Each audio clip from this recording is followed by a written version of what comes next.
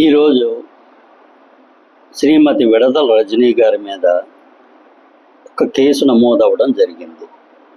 ఆవిడ ఒక stone crusher యజమానిని బెదిరించి దాదాపు 2 కోట్ల రూపాయలు లంచంగా తీసుకున్నారని ఒక కేసు నమోదవడం జరిగింది.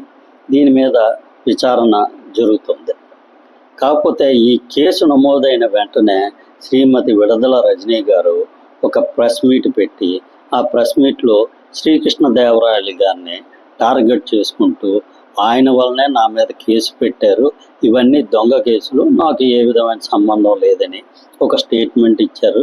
దాంతో పాటు నన్ను ఈరోజు అరెస్ట్ చేస్తే చేయొచ్చు, నెక్స్ట్ అధికారంలో వచ్చేటప్పుడు ఇప్పుడు ఎంతగా ఉన్నారో దీనికి 2 నేను ప్రతీకారం తీర్చుకుంటానని ఒక విధంగా హెచ్చరించడం కూడా జరిగింది.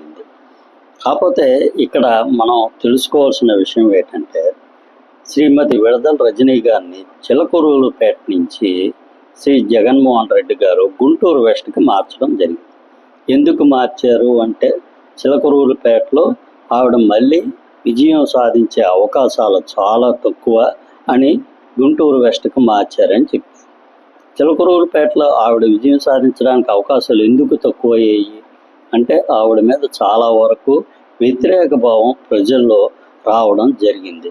అది ఎందుకు వచ్చింది అంటే, ఇప్పుడు ఒక్కొక్కటిగా చాలా వరకు చాలా కేసులు అనేవి చాలామంది వచ్చి పోలీస్ స్టేషన్లో ఆవిడకి వ్యతిరేకంగా కేసులు పెట్టడం జరుగుతుంది.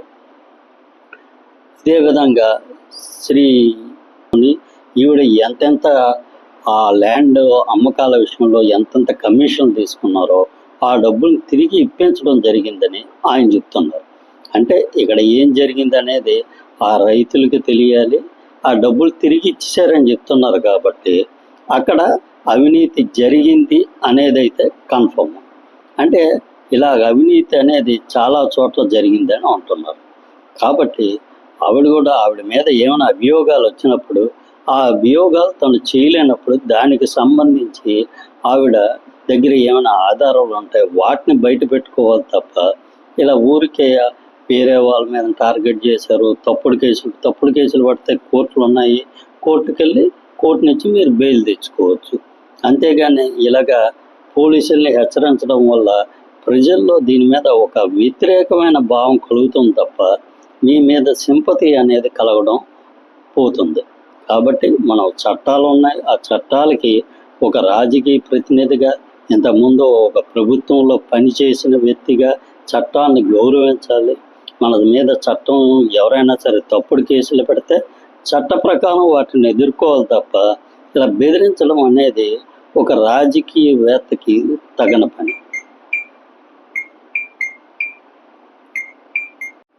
కాబట్టి ఈ కేసుల విషయంగా శ్రీమతి విడదల రజనీ గారు ఒక లీగల్ వేలోనే వెళ్ళి ఈ కేసుల నుంచి బయటపడడానికి ప్రయత్నిస్తారని ఆశిద్దాం. ఈ కంటెంట్ మీకు నచ్చినట్లయితే ఈ ఛానల్ సబ్స్క్రైబ్ చేసుకోండి. ఈ ఛానల్ అభివృద్ధికి మీ వంతు సహాయం చేయండి.